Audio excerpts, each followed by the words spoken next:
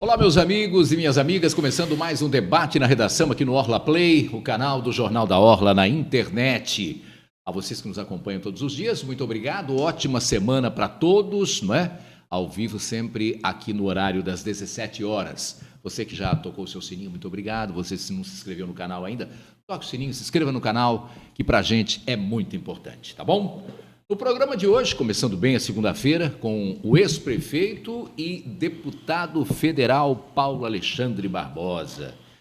Deputado Paulo Alexandre, que prazer recebê-lo aqui mais uma vez. Prazer é meu, Altair, estar com vocês aqui no Orla Play, estar com o nosso Edson Carpentieri, Marco Santana, para que a gente possa falar dos assuntos aqui da Baixada Santista, de São Paulo e do Brasil. Principalmente, bom, o senhor está vivendo, fervilhando Brasília, tem muita coisa para a gente conversar durante o programa de hoje. Marco Santana, tudo bem? Marco Santana. O S foi por conta aqui. Tá certo. Altair, boa tarde, Altair. Boa tarde quem nos acompanha ao vivo aqui no Orla Play, Edson Carpentieri também. Agradecer muito a participação do deputado Paulo Alexandre, porque, na verdade, a gente conseguiu confirmar essa entrevista hoje de manhã, né? Porque a agenda do deputado é muito concorrida, mas ainda assim ele conseguiu encaixar a participação dele aqui no Orla Play. Obrigado, prefeito, deputado federal aqui. Um agradecimento especial a você que nos acompanha ao vivo. Eu convido você a participar também aqui do programa. Coloque seu comentário, toque no sininho, compartilhe essa entrevista e também participe da nossa enquete. E você que nos acompanha na TV Com, na nossa reapresentação, bom dia. Edson Carpentieri, tudo bem? Tudo bem, um prazer estar aqui na sua companhia, a voz de veludo do litoral brasileiro, na companhia do deputado Paulo Alexandre, na companhia do Marco Santana e na sua companhia, caro internauta, e você que nos assiste pela TV Com de Santos também, muito obrigado. Convido todos a participar da nossa enquete, né? Daqui a pouco tem uma enquete aí, e a participar do programa com comentários, enfim, com o que você quiser. E não deixem de ouvir a Rádio Jornal da Orla Digital Jazz, a melhor música que você pode ouvir, com 24 horas de boa música sem intervalo comercial.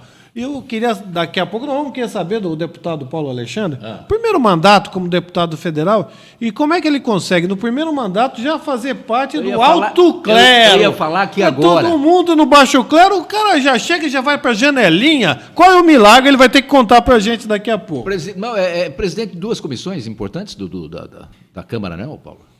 Comissão de Relações Exteriores, Defesa Nacional e também da Frente Parlamentar de Portos e Aeroportos. Né? Chegou voando alto. Chegou na janelinha. Chegou na janelinha. Tem deputado que está 10 mandatos lá e fica no fim da fila do ônibus. Nunca apertou a mão do presidente. Vamos começar o programa de hoje, depois nós vamos falar muito com o deputado Paulo Alexandre, o ex-prefeito de Santos, né? Por 2 mandatos aqui, do prefeito muito querido, né? Aprovado por quase que unanimidade. Unanimidade não existe, mas aprovado por uma grande maioria. Isso é o reconhecimento de um trabalho, né, prefeito? Prefeito não, agora é deputado. Sempre prefeito.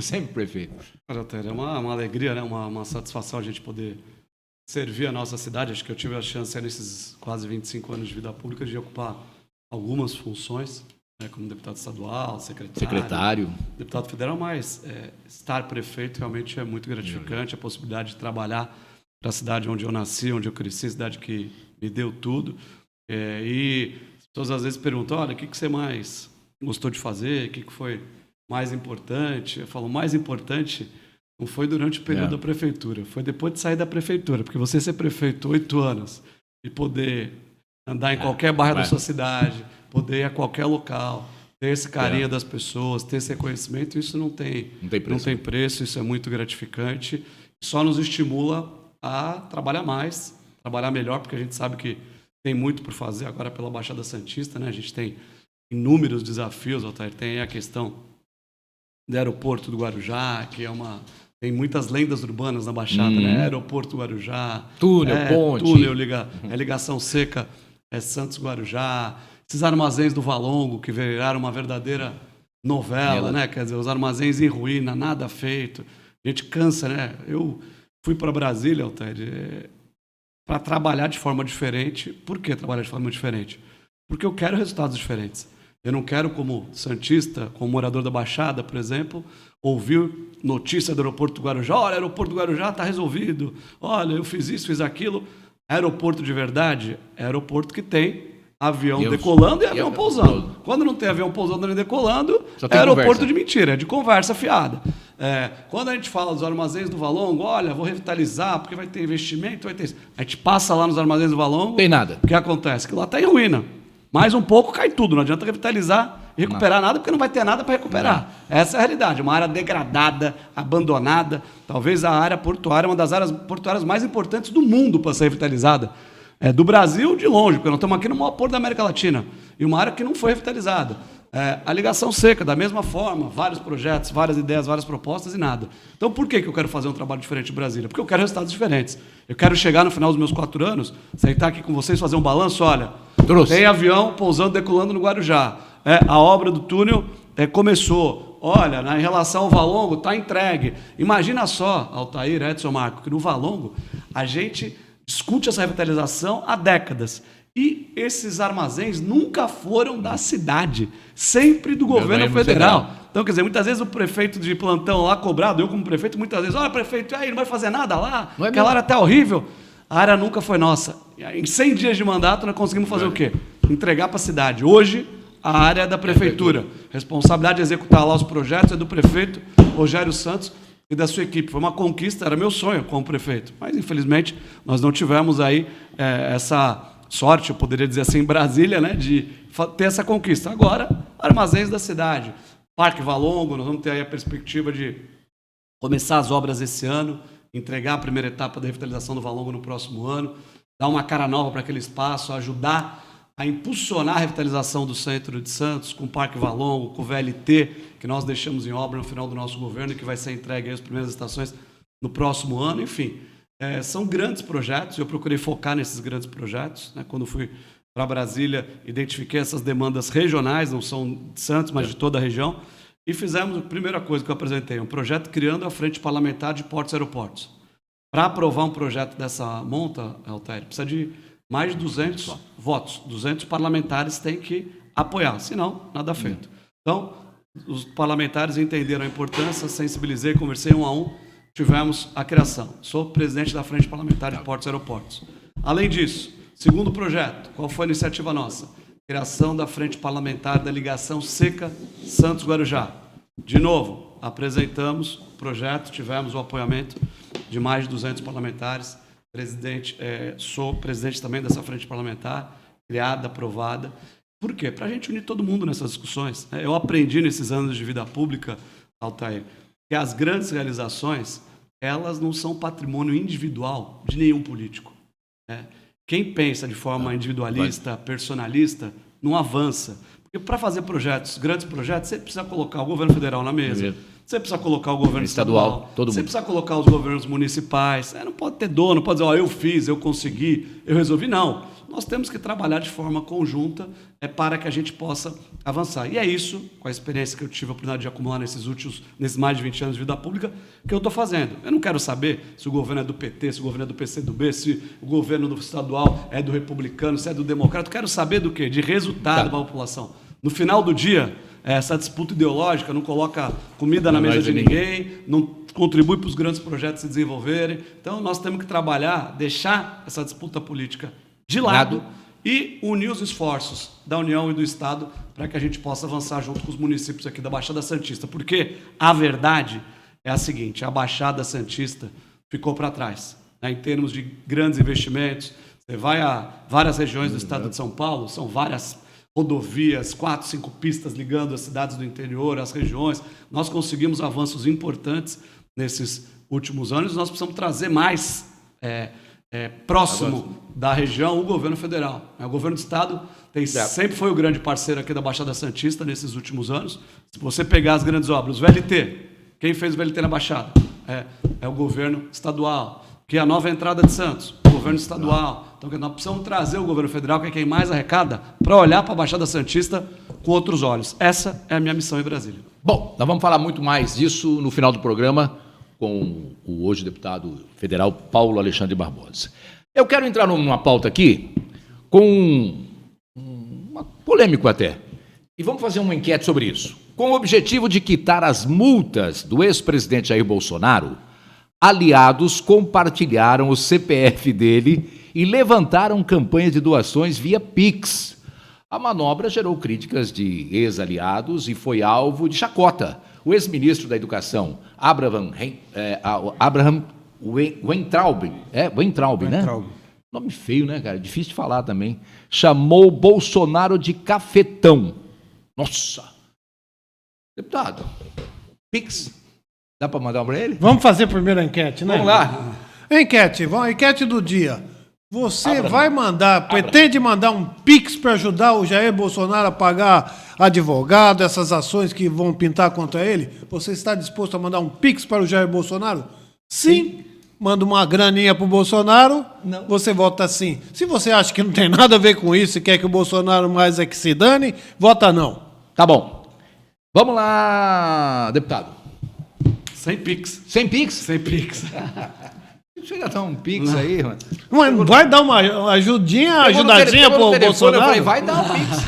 Não. Sem Pix. O Abraham Weintraub aqui pegou pesado, né? De cafetão, né? De tanto problema com a justiça que Jair Bolsonaro tem e vai ter pela frente, tem uma função no Pix que é pagamento recorrente. Então os apoiadores vão ter que clicar lá, pagamento recorrente, porque vai ter tanto problema, tanta multa que ele... Já tem multa, tem condenação que ele tem que pagar multa, vai ter que contratar advogado, que apenas o salário que ele está recebendo como presidente de honra do PL não vai ser suficiente para custear todas essas despesas jurídicas, né? Mas fica feio, não fica, Paulo, um negócio desse? Eu acho que... Esquisito, né? Quando a gente está na vida pública, Altair, a gente tem que ter responsabilidade com as nossas atitudes e, obviamente, responsabilização com os nossos atos também administrativos. A gente sabe disso. Quando assina alguma coisa, quando fala alguma coisa, né? Quando a gente está numa posição de liderança, é preciso ter responsabilidade com a nossa fala, com as nossas atitudes e saber que as instituições do Brasil funcionam. Né? Funcionam. É importante que essa responsabilidade seja aí, não é esquerda, não é direita, não é azul, não é vermelho. Regra que vale para todos que estão na vida pública. Agora, o deputado, o senhor foi prefeito de Santos 8 anos. O senhor sabe que na política tem um ditado que não se deixa aliado ferido em campo de batalha, né? Quem deixa acaba pagando a conta. E o Bolsonaro é acusado de trair muitos seus companheiros. E o Weintraub aí é um deles, né? Que agora está chamando o Bolsonaro de cafetão. O senhor acha não acho que acabou mais, apesar de ter sido abandonado, não é muito pesado chamar o ex-aliado de cafetão? Não foi uma certa grosseria do ex-ministro? Olha, certamente, né? Acho que ele deveria ter se preocupado em ter sido um bom ministro da Educação. Que não foi, e né? foi um péssimo ministro. Acho que ele deveria focar nos resultados da educação. Se ele tivesse trabalhado de forma adequada, talvez o Brasil pudesse estar hoje num outro patamar em termos de desenvolvimento da nossa educação, que é uma das áreas mais importantes para qualquer nação. Então, acho que pelo trabalho que ele fez, pelos serviços que prestou ao Brasil, ele merece credibilidade nenhuma. Zero. Na sua fala, porque fez um péssimo trabalho e nenhuma entrega para a nossa nação. O presidente Bolsonaro disse que não é justo caçar seus direitos políticos por causa de uma reunião com embaixadores. O ex-presidente afirmou para deputados federais e estaduais do PL na Lesp que ele buscava aprimorar a democracia do Brasil e que a reunião não foi um ataque ao sistema democrático. Concorda com ele, Paulo? Olha, eu acho que, como eu disse, eu confio nas instituições. Eu acho que, lógico, que você pode pensar diferente, muitas vezes discordar, mas saber que as instituições são feitas para cumprir o seu papel no país. Eu fui prefeito 8 anos, nós fizemos muitas intervenções, várias delas que foram questionadas pelo Ministério Público, foram objetos de ação do Ministério Público, tivemos alguns julgamentos desfavoráveis do Poder Judiciário, mas nós tínhamos a convicção que estávamos no caminho correto. Fizemos todos os enfrentamentos. Eu relembro aqui o VLT, por exemplo. Ação do Ministério Público, decisão judicial, a obra ficou paralisada durante um tempo. No final das contas, você que decidiu a justiça. A prefeitura está certa. O caminho foi o correto. Ponta da Praia, grande polêmica, olha, não pode ser feito, como vai trazer dinheiro privado para fazer uma obra dessa, isso nunca foi feito na cidade, não é porque nunca foi feito que é errado. Ao contrário, né? As pessoas têm a péssima mania no poder público, olha, não dá para fazer. Por que não dá para fazer? Porque nunca fizeram. Óbvio, se nunca fizeram, eu vou me inovar e vamos fazer. É assim que eu trabalhava. Passou-se o tempo, a obra ficou interrompida, decisão judicial, vencemos todas as etapas e a justiça reconheceu por unanimidade, foi feita de forma correta. Por que eu estou dizendo isso? Que muitas vezes o caminho da justiça, ele pode não ser o caminho mais agradável, mais pode fácil. não ser o caminho mais fácil, mas a decisão judicial é para ser cumprida. Não se É contenta. assim que funciona no Estado Democrático de Direito. O Poder Judiciário está lá para cumprir a sua função e quem trabalha de forma transparente para prestar os esclarecimentos, sem preocupação, sem medo, responder para que as coisas possam avançar. Então, quem não tem, eu diria, a serenidade, o equilíbrio para fazer esse tipo de enfrentamento de uma maneira responsável, tem que escolher uma outra atividade que não seja atividade pública, porque as instituições estão aí para cumprir o seu papel. E não quer dizer que a gente concorda com absolutamente tudo. Quer dizer que você está convicto do caminho que está sendo seguido, está fazendo tudo de forma transparente e que, ao final do processo, vai dar certo. Né? E é dessa forma que a gente tem que trabalhar. Ô, A Paulo, reunião não deu certo lá, não? eu queria saber do Paulo, que amanhã recomeça o julgamento do Bolsonaro e o que se diz em Brasília é que ele vai ser declarado inelegível pelo TSE. Eu queria saber a sua opinião, se você acha que isso vai acontecer mesmo, e quais as consequências de uma eventual inegibilidade do Bolsonaro. Quais seriam as consequências políticas para o país, na sua visão, que tem muita experiência, né? Olha, primeiro, eu tenho a absoluta convicção que nós temos um sistema eleitoral que é transparente, que é modelo, inclusive, para várias nações do mundo. A gente tem aí essa discussão, olha, funciona a urna, não funciona a urna. Acho que é uma discussão pífia, né? Porque o Brasil elegeu presidentes de esquerda, de direita, de centro, elegeu parlamentares. Às vezes eu vejo alguns parlamentares e fico assim, estarrecido. Olha, que a urna não funciona, que a urna é isso, que a urna é aquilo, porque o Bolsonaro tinha que ter tido uma volta, porque isso, porque aquilo. E o próprio deputado foi eleito com Paulo Retórica. Ele foi, então, quer dizer, não vale, ele também foi eleito Como se tivesse então, meia fraude, né?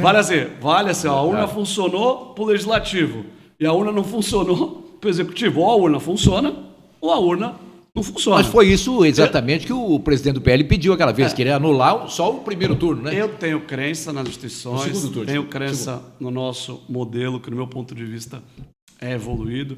Acho que nós temos que respeitar e fortalecer as instituições. É assim que uma nação se desenvolve, cresce, né? Com divergências, evidentemente com polêmicas, isso é natural do processo, mas com respeito institucional, né? A tripartição dos poderes, que é fundamental, um ensinamento muito antigo. E a questão do julgamento do ex-presidente Bolsonaro, acho que o tribunal está absolutamente capacitado para fazer esse julgamento. Eu já vi julgamentos favoráveis e desfavoráveis a políticos de vários espectros, né? De esquerda e de direita. Não vejo nenhum tipo de tendência. Acho que é um tribunal que é imparcial e vai fazer o julgamento baseado nos fatos. Ali, não conheço os processos, né? Sou advogado e a gente sabe que para falar é preciso conhecer com profundidade cada um dos processos, as provas existentes. E é importante que o tribunal faça esse julgamento com total Mas imparcialidade. a tendência e o que se diz em Brasília é que realmente será cassado, né, Paulo? Olha, existe um comentário nesse sentido, mas eu já vi muitas vezes Coisa se dá comentar errado. sobre uma decisão e acontecer outra. Já vi muitas vezes se Tem que cravar esperar. em relação. Então, É bom esperar. Depois é que nem eleição. Eleição é só depois da apuração, né? E sentença só depois de julgado e o juiz lá assinar. Eleição e mineração. Eleição e mineração só depois da apuração, né? Tá certo. Deputado, a gente analisando os resultados da eleição presidencial e também a eleição para deputados e senadores, a gente imaginou que o grau de acirramento político no Brasil seria muito maior, até porque a diferença de votos entre Lula e Bolsonaro foi muito pequena. A gente percebe agora nas movimentações políticas, nas negociações políticas no Congresso, que uma parte, por exemplo, do PL, que era o partido pelo qual foi eleito o Jair Bolsonaro, não é tão bolsonarista assim, né? Eu queria, o senhor que está acompanhando os trabalhos lá em Brasília, eu queria que o senhor, qual que é a percepção que o senhor tem diante do o perfil do Congresso hoje, se é verdadeira essa percepção de que ele não é tão bolsonarista quanto se imaginava antes. Até porque as movimentações em defesa do Jair Bolsonaro, nesse julgamento aí, não estão tão nítidas assim, né? Se fosse 6 meses atrás, 1 ano atrás, a gente ia imaginar que ia ter motociata, ia ter protesto, pessoal de camisa verde e amarela pelas ruas, e não está acontecendo absolutamente nada disso, né? A percepção que o senhor tem lá no Congresso também é essa? Um arrefecimento do bolsonarismo? Olha, Marco, acho que o Congresso tem que ter o equilíbrio, e a minha postura é essa. Eu não apoiei Bolsonaro, não apoiei Lula, né? Não fiz campanha para nenhum dos dois. Quem conhece a minha trajetória sabe muito bem disso. Acho que temos que trabalhar pelo bem do país. Eu procuro ter uma postura que é independente. Eu não quero cargo em governo, não quero espaço político em governo nenhum. Bons projetos são encaminhados à Câmara. Se for bom para o Brasil, tem meu voto. Se for ruim para o Brasil, não terá o meu voto. E eu não quero saber fazer a distinção em função de quem está mandando o projeto. Quero analisar o conteúdo do projeto.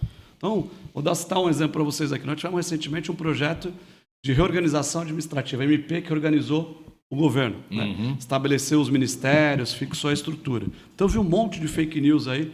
Até eu diria que eu fico com pena de mim mesmo, quando eu olho algumas coisas daquela, porque dizer, que a gente é vítima de algumas colocações. Olha, então, criou-se, não sei, inúmeros cargos, foi para 37 ministérios. Você pega lá o projeto. Quer dizer, pergunta para o cidadão que está cobrando, olha, eu votei favoravelmente, por exemplo, nesse projeto. Olha, fui cobrado por um absurdo, essa regalia, esse número de ministérios criados. Não se criou no projeto um cargo novo, não se criou no projeto 1 centavo de despesa nova por criação de cargo novo. O que foi feito? Se reorganizou e renomeou, redistribuiu os cargos de um lugar para outro e deu novo nome, deram-se novos nomes a cargos já existentes. Quanto se acrescentou de despesa ao orçamento? 0. Quanto cargo novo se criou? 0. E a gente traz um pouco essa discussão para a questão regional. Será que foi um acerto do governo, por exemplo, criar um Ministério de Portos para a Baixada Santista? Foi bom para o Brasil. O Ministério de Portos, o Porto de Santos é o maior da América Latina. Na América Latina. Hoje a gente tem aí o ministro da região. Se ele tivesse votado contra esse projeto, por exemplo, ato contínuo, não tinha acabado com o Ministério dos Portos. Sabe que isso é interessante para a Baixada Santista? E repito, não é criar cargo, porque eu sou contra. Eu fui prefeito de Santos 8 anos. Eu fui o único prefeito, tenho orgulho disso, a não ter criado um cargo em comissão na prefeitura. Eu não criei nenhum. 0. Ao contrário, eu assumi com 1.200 e poucas lá contratações por lei 650, entreguei a prefeitura com 0. Eficiência administrativa, eu prezo por isso, não teria votado. Se tivesse criado essa montanha de cargos, acho que a máquina pública é gigante para que ela possa ser ampliada. Mas também não dá para você impedir quem ganhou a eleição na urna de escolher como vai governar, de estabelecer a sua estrutura mínima, os nomes, a denominação dos cargos, a denominação dos ministérios. Sim. Isso é básico, né, para quem deseja governar. Aí você vem com uma narrativa, olha, se criou cargo, se criou... Mentira! Desafio, qualquer deputado federal... Agora você vai construir um prédio, que diz aqui, fala, votei contra porque criou-se um monte de cargo, foi o trem da alegria. Mentira! Está enganando o povo. E se engana o povo numa votação dessa forma, engana em outras votações. Não se criou cargo nenhum, não se criou despesa nenhuma. A gente tem que ter responsabilidade com o voto. Como votei contra, por exemplo, o marco de saneamento, que era um projeto do governo federal. Sim. Errado por quê? Porque inibir investimento privado. Nós temos que trabalhar para trazer cada vez mais o privado para investir. O poder público não tem competência, não tem condição e não tem dinheiro para fazer os investimentos que são importantes. Deputado, agora o senhor vai ter, então, um outro problema aí. A reforma tributária, o secretário de Finanças de Santos disse que essa reforma tributária é terrivelmente prejudicial a municípios do porte de Santos. Diz que Santos, se for aprovada como está, perde 600 milhões de seu orçamento. O senhor tem discutido isso? Qual será a sua posição sobre a reforma tributária? Eu não vou ter problema nenhum, Edson. Se for ruim para os municípios, eu sou municipalista. Não, o município, ele diz que é para os municípios do Porto de Santos. Para Santos vai ser péssimo. E se assim for, meu voto está dado já. É contra. Não tem discussão. Eu não tenho compromisso, eu não tenho rabo preso de governo nenhum. O meu voto é livre, eu voto de acordo com as convicções. Eu voto de maneira que eu possa sustentar o meu voto na rua e na padaria. Eu fui lá no Pio 12 hoje, lá no Saboá, tomar um café, e eu quero poder responder para o meu eleitor por que eu votei em cada um dos projetos. Justificar. Se eu não tiver justificativa para votar, eu não voto. Porque eu vou ser cobrado e eu quero poder responder para o meu eleitor. Então, a reforma tributária, primeiro, não podemos fazer conclusões precipitadas. O Brasil precisa de uma reforma. Isso é fato. Sem dúvida. Precisamos simplificar os impostos. Sim. Ninguém aguenta essa carga tributária com o peso que ela tem e com a quantidade de tributos que nós temos. Só que nós temos um pacto federativo que é absolutamente desigual, desproporcional. O governo federal, quem mais arrecada e quem menos tem responsabilidade na prestação de serviço. Os municípios, quem menos arrecada e quem mais tem que prestar serviço no final do dia. Quem tem que responder por mais serviço na saúde? A gente pega um Hospital dos Estivadores, em Santos. 11 milhões por mês para a porta ficar aberta lá atendendo. Quanto coloca de dinheiro lá o governo federal? 1 milhão, 10%. O resto do estado e município. Você pega uma UPA, custa a UPA central, 2 milhões e 800 mil reais é o custo dela. O governo federal coloca lá 500 mil, 20%, quer dizer, coloca pouco. Né? E é quem mais arrecada. Se a reforma tributária vier para corrigir essa distorção, para diminuir essa diferença, ela tem que ser apoiada. Se ela vier para aumentar essa distorção, ela tem que ser reprovada. Acho que nenhum governo em sã consciência vai propor para o Congresso uma reforma que prejudique os municípios. Tem que se fazer uma discussão de maneira que a gente possa diminuir essas diferenças, diminuir essas desigualdades. Esse é o caminho. O Brasil é um país que tem dimensões continentais. Tem 5.541 municípios. Cada região com interesses diversos, com características diferentes, com vocações diferentes. E é preciso ter um governo que tenha sabedoria para poder convergir nesses interesses. Fazer uma reforma que é possível. Então, mas só para completar, o secretário de Finanças de Santos disse que muitos prefeitos desconhecem que essa reforma será prejudicial às suas cidades. Olha, só para acrescentar, deputado, prefeitos e também deputados, muitos que são ex-prefeitos e outros que pretendem ser prefeitos daqui a 2 anos. Hein? Agora, tem um porém aí então, também. Um trabalho de conscientização, de orientação desses parlamentares também? Tem só uma coisa, prefeito, desculpa, deputado, é que algumas cidades vão ganhar. No caso de Santos, que tem aí uma prestação de serviço muito forte, vai perder. Mas cidades pequenas que não tem nada, vai ganhar. Quer dizer, fica complicado, né? Olha, Altair, primeiro dizer o seguinte, o Adriano Leocádio, que é o secretário de Finanças do município de Santos, ele é um dos gestores públicos mais qualificados que eu conheço. Extremamente preparado, foi meu secretário, trabalhou comigo, é alguém que é absoluto, tanto é que ele lidera os secretários da Fazenda e dos municípios paulistas, ele preside a associação, ele lidera esse grupo de trabalho. Agora é importante dizer que nós não sabemos qual o texto que será encaminhado ao plenário. Existe uma proposta, existe um relatório que será feito pelo deputado Aguinaldo Ribeiro, que é o relator da reforma tributária, e aí sim, depois disso, é que esse texto vai a plenário. E o texto pode ir completamente diferente do que se fala. Então, ninguém sabe o texto final. Essa é a primeira colocação. Então, a gente fazer, por exemplo, conjecturas, acho que é válido, projeções é válido, mas não há ainda possibilidade de ter uma opinião conclusiva, por quê? Porque não temos uma proposta concreta ainda. Então, não estamos analisando em cima de hipóteses, nós precisamos ver o que está escrito, o que está lá no projeto que vai para o plenário. Ainda são cabíveis as emendas. Que nós vamos poder fazer enquanto deputado. E é evidente que as emendas podem ser aprovadas, algumas podem ser acolhidas, outras não acolhidas. Então, tem uma longa discussão nessa caminhada. E não há viabilidade, Edson, você falar do município de Santos, por exemplo, que tem aí um orçamento de 4,5 bilhões. Se o município perde 600 milhões, fica inadministrável. Fica insolvente. Não tem condição de perder. Não há prefeito que consiga gerir um orçamento onde ele perde de um ano para outro, por exemplo, de 4,5 bilhões, vai ter que ir para 3,900, vai ter que fechar a escola, demitir o funcionário, porque não pode. Não existe isso. Então, quer dizer, nós precisamos fazer uma discussão responsável com a versão final desta reforma, que tem que contemplar o interesse dos municípios. Qualquer projeto que gere perdas dessa monta para os municípios, especialmente nesse caso aí para Santos, como você está colocando, que é um município que tem uma vocação de prestação de serviço, um SS bastante ativo, decorrente da atividade portuária, obviamente que vai ter o nosso voto contrário. Se essas distorções forem corrigidas, nós teremos, sim, a possibilidade de apoiar esse tipo de projeto. Quer completar mais alguma coisa? Não? Não, eu queria só saber agora, então, como é que o deputado, que é um dos mais influentes parlamentares em Brasília, está avaliando o governo Lula e também o governo do Tarcísio de Freitas em São Paulo?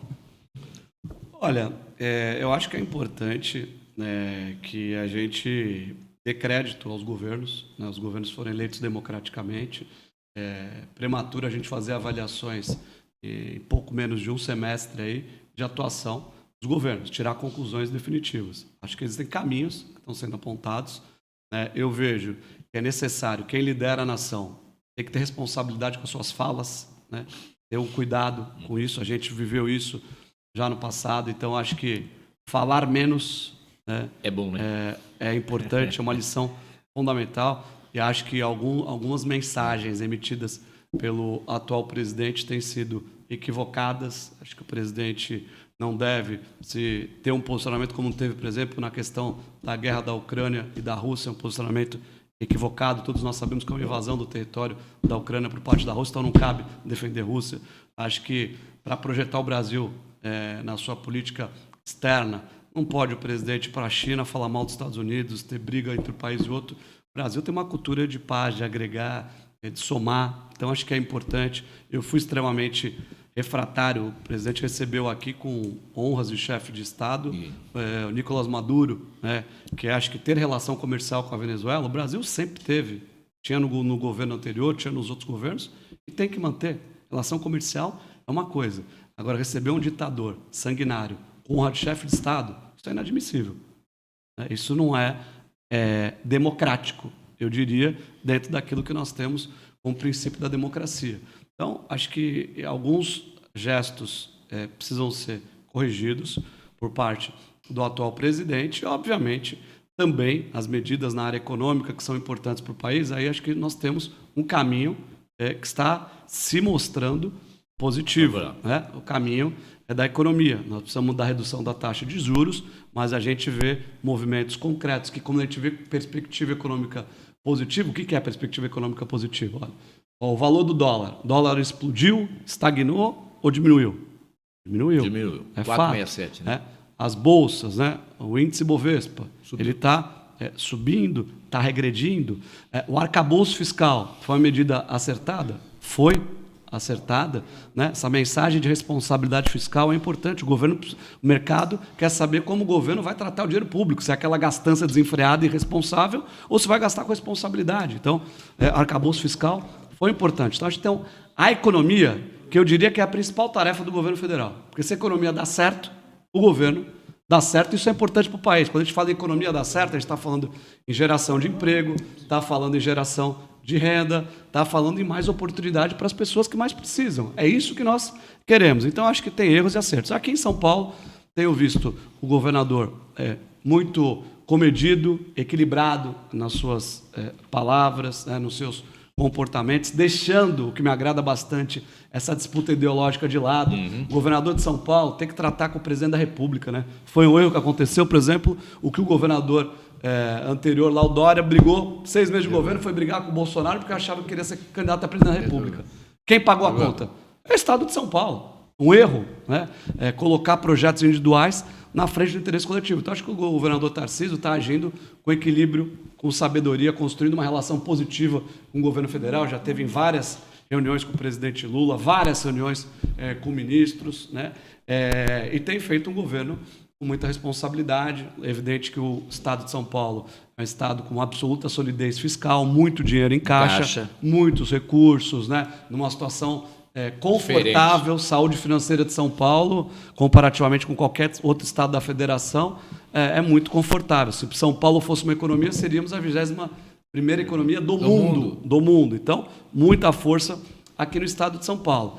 E a gente só tem que fazer um trabalho, eu digo sempre isso, Brasil tem que dar certo. Quem está comandando o Brasil precisa acertar. São Paulo tem que dar certo. Quem está comandando São Paulo precisa acertar. Nós temos que apoiar, independente da questão político-partidária, ideológica. Isso a gente discute na eleição. Como foi discutido, ganha. Quem ganhou, governa. Quem perdeu, fiscaliza, faz oposição, mas o Brasil tem que dar certo. É a mesma coisa, eu fico, às vezes, estarrecido de ver pessoas que, olha, torcem para não dar certo porque o candidato que ganhou não foi o seu candidato preferido. É a mesma coisa de você estar lá no avião viajando com a família, né? Eu dou muito esse exemplo, está lá viajando com a família, uma viagem de férias, foi lá, embarcou no avião, passou pelo piloto, Não gostou? lembrou que tem uma desavença com o piloto, que não gosta do piloto, que o piloto é uma pessoa que não é correta, que não é do bem, enfim, tem uma série de defeitos. Vou torcer para o avião cair? Viajando com a minha família? Nosso país é o Brasil, nosso estado é São Paulo. Nós temos que torcer e trabalhar para o presidente dar certo, para o governador dar certo, para que a vida das pessoas melhore. No fim do dia, é isso que tem que acontecer. É a vida das pessoas melhorar, é ver as pessoas mais felizes. Acho que essa é a nossa missão como homem público e é para isso que eu trabalho. Então, lá em Brasília, o governador conta com o meu apoio irrestrito, total, aos projetos que são importantes para o estado de São Paulo. E lá em Brasília também, o governo federal apresentando projetos que sejam importantes e interessantes para o país, terão meu apoio. Aqueles que não forem interessantes para o país, obviamente, terão a minha rejeição. Já votei sim, já votei não, voto de acordo com a minha consciência daquilo que é melhor para o país. Eu vou voltar numa pergunta aqui. Como é que o senhor chegou em Brasília? É claro que o senhor saiu com um patamar de aceitação muito grande de Santos. Ser prefeito de Santos é uma grande responsabilidade, é uma vitrine. Mas o senhor chegou em Santos e está muito à vontade em Brasília, com 2 comissões tão importantes. O senhor hoje é um homem que já decide algumas coisas. Tem uma diferença muito grande daquilo que você estava acostumado a fazer, deputado? Olha, Tair, eu tive a oportunidade na minha vida eu digo que a gente tem uma frase que eu gosto muito de Paulo Freire, que diz assim, que ninguém sabe tudo e ninguém ignora tudo. Por isso a gente aprende sempre. Eu tive a oportunidade nessa minha trajetória de quase 25 anos já de vida pública, né? Começou muito cedo, né? Comecei cedo, então eu tive a oportunidade de 2 mandatos como deputado estadual, fui secretário de Estado de 3 pastas diferentes, a escola de ser prefeito de Santos durante 8 anos. Né? Isso me preparou para o exercício dessa função. Então, eu diria que eu tive a oportunidade de chegar lá conhecendo um pouco dessa rotina já legislativa em função de ter sido deputado. Procurei aprender e conversar com os colegas que estavam lá há mais tempo e também isso foi importante. Procuro sempre aprender com aqueles parlamentares mais experientes. Procuro contribuir com o meu país. Né? Eu digo que eu fui para lá para fazer um trabalho diferente em Brasília. Por que eu fui fazer um trabalho diferente? Porque eu quero resultados diferentes, né? No final desses 4 anos, eu quero apresentar resultados diferentes. Eu não quero que a gente fique discutindo as mesmas coisas. Eu quero que a gente venha aqui no Orla Play e fale, olha, quais são os novos voos que nós vamos ter no aeroporto do Guarujá que já está funcionando? Quais são os novos destinos? Quais são as novas companhias aéreas que nós vamos trazer para o aeroporto do Guarujá que já está operando? Olha, quais são as atividades comerciais que nós vamos ter lá nos armazéns do Parque Valongo? Nós já temos restaurante, temos um bar, temos um museu. O que a gente vai levar lá para o Parque Valongo? Quero discutir isso. Quero ter coisas concretas entregues. A gente aprende na vida pública que tem que ter pragmatismo, objetividade, porque senão, quando tudo é prioridade, nada é prioridade. Nada acontece. A gente tem que fazer escolhas, saber estabelecer prioridades e trabalhar diuturnamente para que essas prioridades possam se transformar em realidade. Como colocou o Edson aqui, o senhor hoje faz parte do alto clero e fica mais fácil de negociar, trazer essas coisas todas para Santos, principalmente quando a gente está falando aqui do Porto, estamos falando dos aeroportos, da cidade como um todo e da região. O senhor não é deputado de Santos, o senhor é deputado da região, deputado do estado de São Paulo, deputado do Brasil, mas claro que tem que trazer, porque nós ficamos aqui, no começo da nossa conversa eu disse, Santos ficou para trás muito tempo, né? Ficamos muito tempo para trás aqui. Vai para o interior, o senhor deu um exemplo aí das estradas, viadutos, e nós ficamos para trás. É a grande verdade. E temos que recuperar isso, né? Eu acho que nós precisamos, Altair, fundamentalmente, lógico que trazer dinheiro do governo estadual também é importante, mas se a gente analisar as principais intervenções federal de Bertioga, Peruíbe, o Vale do Ribeira, o maior parceiro dos municípios da região foi e ainda tem sido o governo estadual. É fato. Os números estão aí. Sim. E não dá para brigar com os números, não dá para brigar com a realidade. Quando a gente pega um investimento do VLT, que foi o primeiro do Brasil, 2 bi de investimento, 0 do governo federal. 0. Né? Quando a gente pega a entrada da cidade de Santos, 1,5 bilhão de investimento, 0 do governo federal, tudo município-estado. Não é discurso, é fato. Então, qual que é a nossa missão? Nós precisamos aproximar o governo federal da cidade. Nós precisamos trazer mais recursos, nós precisamos trazer mais investimentos e manter e ampliar a parceria com o governo estadual. Isso é fundamental, isso é muito importante, porque os municípios não têm capacidade financeira para realizar os investimentos que são importantes para a população. Isso é fato. O prefeito que diz o seguinte, olha, eu vou fazer, não vai fazer porque não tem orçamento. Nenhuma cidade hoje, para ser bem gerida, bem administrada, para ter resultados expressivos, pode trabalhar com orçamento, exclusivamente com orçamento municipal. Em média, os municípios, Altair, têm 4% do seu orçamento para investimento. 4% é muito, quase nada, né? 96% é quase nada. com as despesas obrigatórias, que é folha de pagamento, custeio da máquina. Então, precisa buscar... E qual que é a minha missão em Brasília? É fazer isso. É fazer essa aproximação, é trazer mais investimento do... Por falar em trazer recursos para a região, os parlamentares, eles têm a prerrogativa de indicar a destinação de recursos federais. As verbas. E isso não tem nenhum problema nenhum, é legítimo e até é importante que aconteça isso, porque são os parlamentares que sabem as realidades regionais e as necessidades de cada cidade. O que não pode é acontecer o que acontecia na gestão anterior, o tal do orçamento secreto, que ninguém sabia quanto, nem aonde, para quem e como é que se intermediava, esse tipo de coisa. Então, nesse sentido, eu queria saber do senhor quais são as prioridades na indicação do destino de verbas federais aqui para a nossa região. Olha, primeiro eu vou dizer o seguinte, em relação à questão das emendas, né? Muito se falou essa questão polêmica de orçamento secreto, de emenda. Os deputados federais, eles têm direito, né, a emendas impositivas no valor de 32 milhões de reais por ano, é o que determina a legislação. Então, todo deputado pode apresentar isso como emenda impositiva. Além disso, o deputado pode apresentar indicações, em várias áreas.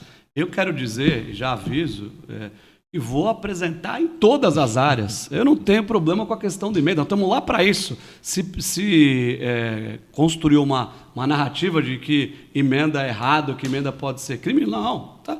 Ao contrário, nós temos que estar lá para isso. Eu vou pedir para todos os ministérios, vou apresentar emenda e indicações parlamentares para todos os ministérios. Sim. E quanto mais recursos, só que vai ser de forma transparente. Todo mundo vai saber para onde eu estou apresentando, para onde eu estou destinando, para onde eu estou entregando, para entidades sociais. Vou apresentar muito. Terceiro setor é uma prioridade, Marcos, você perguntou de prioridade. Nós temos que ter uma rede de proteção social, ajudar as pessoas que mais precisam. Eu tenho uma meta de apresentar emendas para todas as entidades, para todos os serviços sociais da Baixada Santista.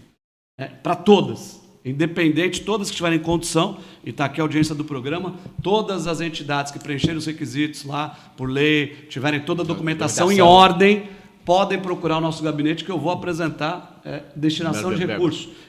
E vou trabalhar para fazer a liberação, independente de estar nessa questão de emenda. Por que é você fazer liberação de emenda? É você chegar lá no governo federal, falar no Ministério do Desenvolvimento Social, falar, olha, nós temos aqui em Santos o Lar Espírita Mensageiros da Luz, que é fundamental, cuida de crianças com paralisia cerebral. Pode destinar um recurso? O governo federal não aporta lá um centavo. Qual que é o papel do deputado que conhece o projeto? É chegar lá e convencer quem está na cadeira a liberar o dinheiro.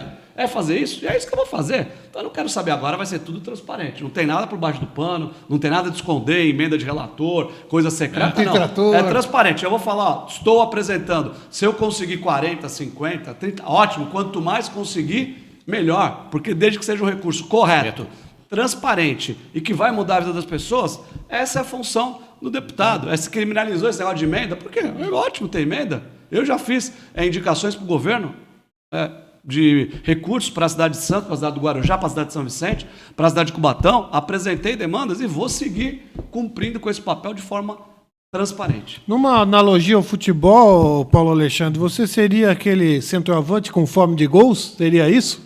Não, eu acho que a gente tem pressa, Edson, tem muita coisa, a gente fica como cidadão acima de tudo, porque no fim das contas, eu sou deputado, eu estou político. Político a gente tem um ciclo de início, meio, fim. O que eu vou fazer, e sempre serei, é santista, é morador da cidade, é alguém que quer utilizar e viver aqui todas as possibilidades que a nossa região oferece. Então, eu quero poder contribuir a minha região a se desenvolver.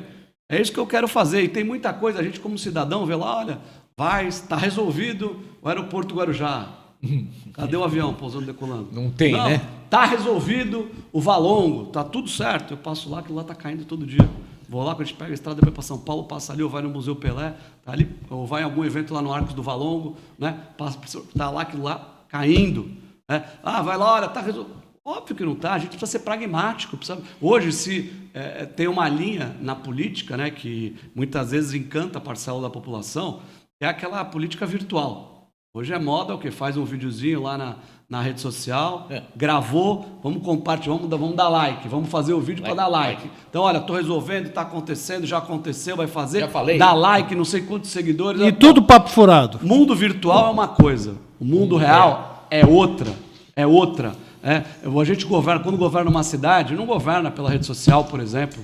Né? Governa no mundo real, sentando todo mundo na mesa. Vai fazer uma obra do aeroporto, tem que chamar lá o ministro, junto com o prefeito, junto com o governador, falar, olha, essa é a proposta, como nós vamos fazer, o que pode sair de dinheiro do governo federal, quem vai fazer a licitação, quem vai executar. Isso chama-se o quê? Vivência, porque a vivência desses problemas faz com que você acumule experiência. E a experiência te ajuda a encontrar soluções para os problemas.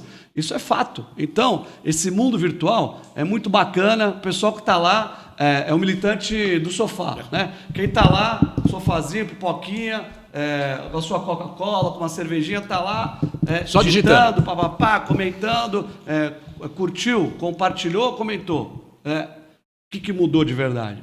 Nada. Então, esses temas que a gente diz de responsabilidade do governo federal, o que mudou na Baixada Santista nesses últimos anos em relação a esses temas? Nada. Prefeito, então deputado, nós precisamos trabalhar com celeridade. O PSDB é um partido reconhecidamente importante na história política, na história da democracia brasileira. Mas na eleição do ano passado, o partido ele encolheu bastante em termos de votação, reduziu bastante a sua bancada no Congresso Nacional. E até o senhor teve uma boa votação em comparação a outras lideranças do PSDB. É uma votação do partido, teve votação, inclusive, uma votação do PSDB. De maiores, de ex-governadores. Né? Então, muita gente, até você portador de uma questão que muitas pessoas fazem, com relação ao seu destino político. Muita gente acredita que o senhor mudando de partido político, o senhor vai ter mais envergadura para poder ser um ator político no Congresso Nacional, até para dialogar com o governo federal, o governo estadual, vai ter mais importância. Está no seu radar aí mudar de partido político? Se sim, em que momento isso pode acontecer? Olha, Marco, primeiro, eu acho que nós temos um sistema partidário que é falido. Né? Eu não confio no sistema partidário que nós temos hoje com quase 40 partidos políticos. É um modelo feito para não funcionar. Nós não temos quase 40 tipos de ideologia, formas de pensar o país. A gente sabe que tem muito partido que é criado para cumprir interesses que não são republicanos. Então, hoje, eu balizo muito mais a minha atuação política e acho que o eleitor, cada vez mais, deve se comportar assim, em cima das pessoas, né? Das trajetórias. Né? O que eu tenho para oferecer para o meu eleitor quando eu fui para a campanha é a minha história de trabalho, né? Não é o meu partido político. É dizer o seguinte, o que eu fiz, o que eu deixei de fazer, são os meus erros, os meus acertos, é isso que eu tenho para ser avaliado pelo eleitor quando a gente vai fazer o pedido de voto. Então, eu acho que mais do que essa preocupação de se filiar a esse ou aquele partido, são os resultados. Eu quero ter, ao final do mandato, como eu disse, um rol de entregas para mostrar ao eleitor que valeu a pena ele confiar em mim, me dar essa possibilidade de representar a região em Brasília. Fico muito feliz com esses primeiros resultados, né? Mas sei que tem muito trabalho para ser feito e só nos motiva a trabalhar mais e melhor para conseguir resultados efetivos e concretos para a Baixada. E sim, acho que a eleição ela já fez uma depuração nos partidos, né? Diminuindo a votação de vários partidos, diminuindo o tamanho de vários partidos. Agora a legislação vai permitir fusões, permite já fusão, federação, que vai tratar de enxugar ainda mais o número de partidos.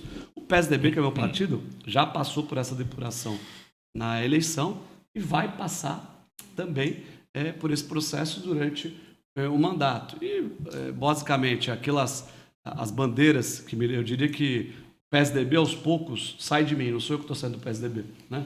Porque aquilo que me motivou, eu nunca fiquei pulando de partido em partido, eu sou filiado a um único partido político, tenho mais de 20 anos de vida pública, num único partido. Mas a gente vê alguns comportamentos, algumas condutas que nos decepcionam. Então, aos poucos eu diria que o PSDB vai saindo de mim e não eu exatamente saindo do PSDB. Então, o caminho é de aguardar essa composição de forças, de avaliar essa estrutura político-partidária que nós vamos ter, uma possibilidade de reforma política, esse próprio processo de depuração natural, mesmo sem reforma, para aí sim fazer uma opção. Mas acho que isso, para mim, não está na minha agenda prioritária. Desse jeito. Não é a questão mais relevante. A questão mais relevante é proporcionar à Baixada Santista, ao Vale do Ribeira, ao meu estado, um mandato de entregas efetivas, de resultado, né? Menos conversa, menos notícia, menos politicagem, mais resultado efetivo que possa mudar a vida das pessoas. Mais resultado efetivo. Quais seriam esses resultados efetivos que o senhor vai batalhar e Já está. tem certeza de que vão sair do papel? Que Acho que ele já falou o avião hoje, vai voltar, o túnel vai sair, É Valongo. o Valongo, o que mais, deputado? É porto, aeroporto? O meu objetivo, eu disse, eu criei meus 2 primeiros projetos, Frente Parlamentar de Portos e Aeroportos, Frente Parlamentar de Ligação Seca Santos-Guarujá. Por quê? Porque são as minhas prioridades, são esses grandes temas. Eu não quero, lógico que é muito importante o deputado trazer emendas, trazer recursos para a Baixada, e eu vou fazer isso. Mas isso é uma atividade protocolar. Eu diria que isso é quase que o arroz com feijão.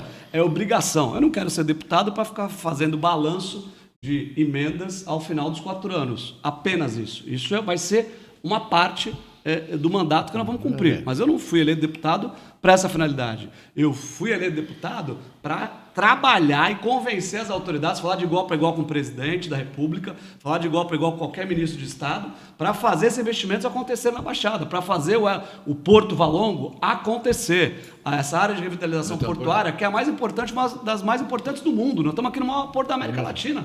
Não é qualquer porto. Então nós precisamos revitalizar essa área, precisamos gerar emprego, renda, desenvolvimento econômico, precisamos tornar o Porto de Santos pujante. Quando a gente fala disso, não é Santos. Às vezes Paulo fala muito de Santos. Falo por obviedade, quer dizer, nós temos... tudo aqui. Santos gera 65% dos empregos da região. Ou seja, quem é de São Vicente, quem é de Praia Grande, Guarujá, Cubatão, Bertioga, também trabalha em Santos. Então a gente está falando de desenvolvimento da Baixada, com a questão portuária, por exemplo. Então, qual que é o meu objetivo? Eu quero entregar a revitalização do Valongo, no ano que vem, entregar essa etapa. Eu quero fazer com que aviões possam pousar e decolar do aeroporto do Guarujá. Qual que é o meu sonho? É ver aqui chegar os passageiros que vão embarcar nos nossos navios aí na temporada de cruzeiros, que possam desembarcar no aeroporto metropolitano do Guarujá, atravessar para outra margem do porto e embarcar no terminal de passageiros. Isso vai alavancar a economia da região, não é conversa, não é notícia, é esse tipo de resultado que eu pretendo, é começar essa obra da ligação seca, que é uma ligação, que é uma obra de 100 anos praticamente de discussão. Nossa. Quer dizer, nós temos que ser pragmáticos, acabou. Aí eu vejo agora, 100 anos discutindo, e as pessoas, olha, será que é... Não, tem gente que é contra o túnel e que é contra a ponte. Meu Deus do céu! Prestes Maia falava há 100 anos que tinha que fazer 3 ligações secas. Se passaram 100 anos, não foi feita nenhuma. Agora o povo quer discutir que faz uma ou outra. Faz as duas. Se o governo estadual quiser fazer uma, que faça. Se o governo federal quiser fazer outra, que faça. E eu não quero saber de que partido que é o governo federal, de que partido que é o governo estadual. Quero saber da entrega. Quero que esteja lá a obra sendo feita para melhorar a vida das pessoas. Cara que hoje tem que acordar 4 horas da manhã, que mora no Guarujá, que tem que atravessar a balsa, que ele possa acordar às 5, ter 1 hora a mais, que chega às 7, 8 em casa, que ele possa chegar às 6 para ficar mais tempo com o filho, com a mulher, com a esposa, com a família, que as pessoas sejam mais felizes. É disso que a gente precisa. E essa briga política que muitas vezes toma conta das redes sociais, essa polarização, além de empobrecer o debate político, ela contribui para que essas obras não saiam, para que essas questões não sejam resolvidas, para que fique muita discussão, muita conversa, muita notícia e nenhum resultado, né? Eu não quero estar na vida pública para isso, eu quero estar para que a gente possa ter resultados diferentes. É isso que a gente está fazendo em Brasília. O senhor tocou num ponto importante em relação à geração de emprego e renda aqui na nossa região. Evidentemente, isso aí depende da política macroeconômica, a questão da inflação, da taxa de juros, questão do incentivo ao desenvolvimento econômico, mas especificamente aqui para a Baixada Santista, o senhor acha que do governo federal pode se esperar incentivos, por exemplo, a questão da atividade retroportuária e também ao polo industrial de Cubatão? São incentivos necessários, Marco, né?